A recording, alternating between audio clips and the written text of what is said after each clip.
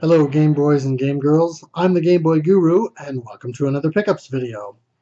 I've just got a couple things to show you today, not too much, but two pawn shops I hit today and picked up a few things, so I'll just quickly breeze through those.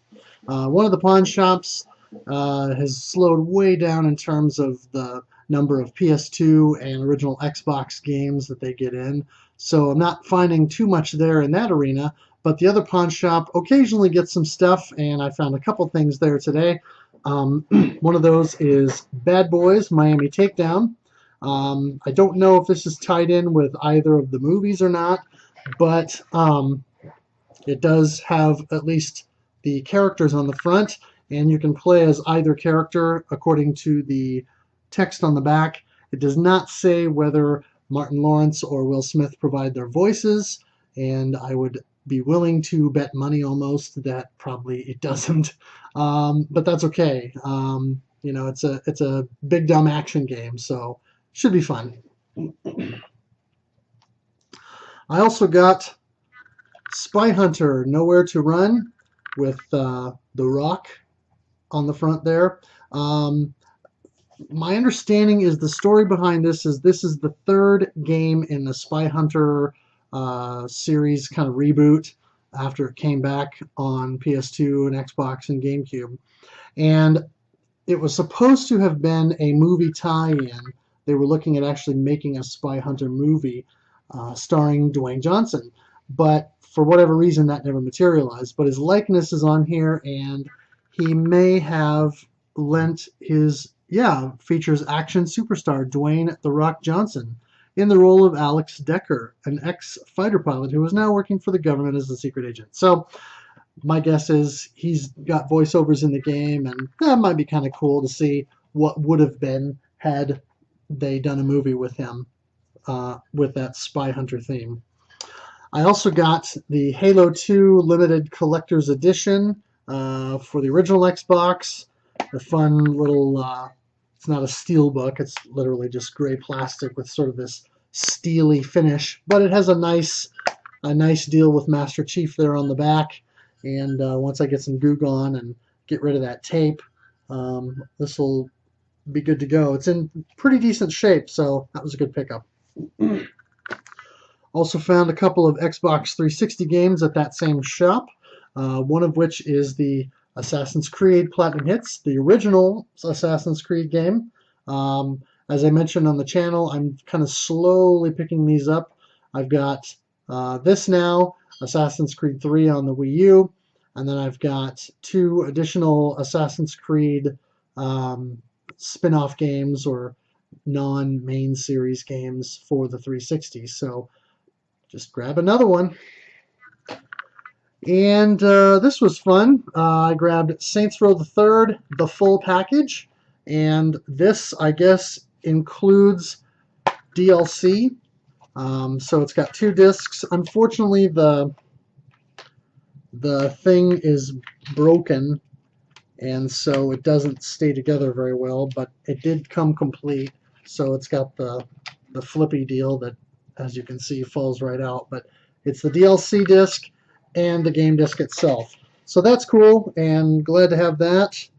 And I've heard good things about this game, so it'll be fun to try that and check that out. Now on to the other pawn shop. I picked up Halo Wars. Speaking of Halo, I believe this is a real-time strategy game, and so that actually will be right up my alley. Since I used to spend a lot of time with Warcraft, Warcraft 2, and then my wife and I spent loads of time in Star Wars Galactic Battlegrounds and the expansion pack for that. So that should be fun. They had Unreal Tournament, or Unreal Tournament U, I guess it is. And it says here, exclusive Gears of War 2 video content on disc. So I'm not sure what that means, but I guess I'll find out when I boot it up. But never really been into Unreal Tournament. I've mentioned in these videos before, I kind of moved away from first-person shooters after Duke Nukem 3D and Rise of the Triad. They started to get, I don't know if too complicated was the word or too samey or whatever, but I'm kind of starting to get interested in the genre again, in part because of World War II shooters, since both of my grandfathers served. And, since I can pick them up dirt cheap, they'd probably be good for a quick blast to the campaign mode. I found this at one of the pawn shops. It's Samurai Warriors 2 for the 360. Actually, the first pawn shop I went to had a copy, but it was missing the manual. And since I only pick up complete games at these places, I had to jump at that one since it included the manual. I grabbed Dark Sector, and the interesting thing about this game is it actually mentions the weapon that he uses on the front and calls it a glaive.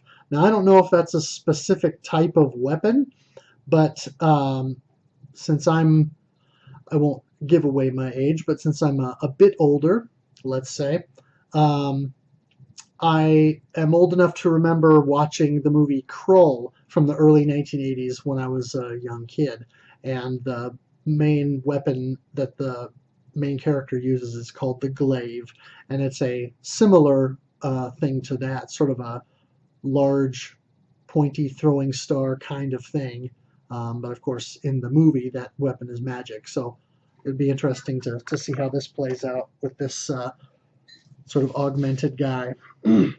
I picked up this game. I don't think I've heard of this one before. It's called Mindjack. It's Square Enix, so could be interesting.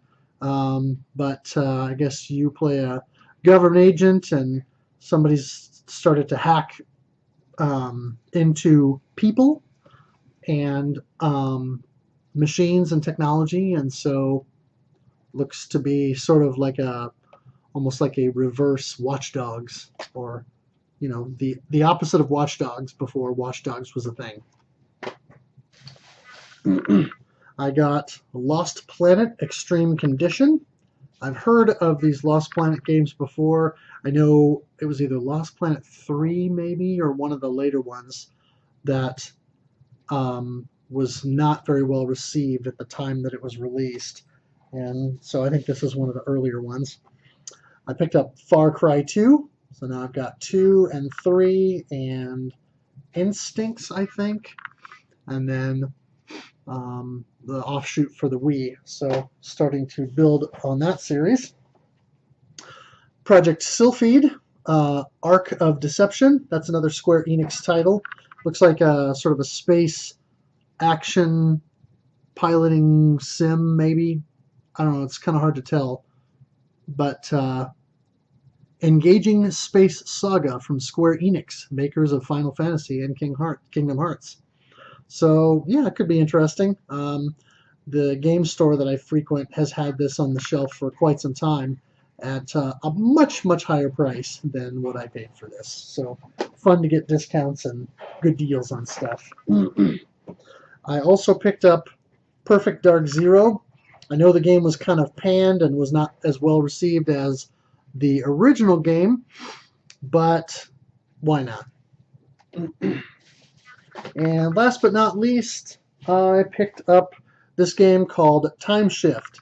And I don't know if you can tell or not, but the center of the guy's mask is sort of this embossed gold, which is always fun, similar to what Working Designs did in a number of their Sega CD and PlayStation and Sega Saturn releases.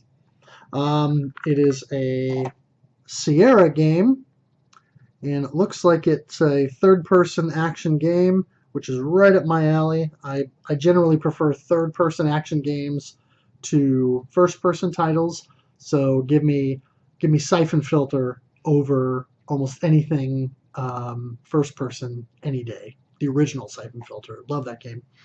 But yeah, this is futuristic. Harness time as the ultimate weapon. And so I guess this guy has time jumped and has